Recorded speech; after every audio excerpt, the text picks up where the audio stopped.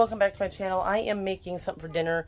It's something quick and easy because I'm cleaning my house really good. It's nice and warm out. It's time to clean. So that's what I'm doing. So, Tyson's popcorn chicken. 400 degrees in the oven for 12 minutes. And that's them right there. Then I'm making tater tots. These are going to go in the oven for 425. I don't know how long. Let me see. 20 minutes? 26 minutes. So I'm waiting for my oven to preheat. And I'll put them in and we'll be back. Put this in. Zoom out a little bit. Yeah, my counter's a mess. Let me open the oven first.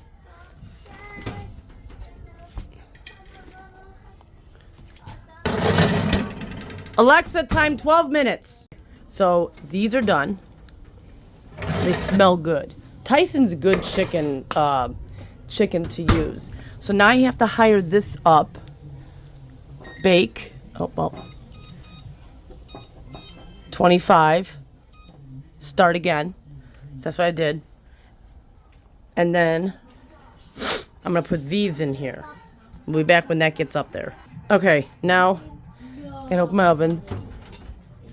And you cook these for 26 minutes.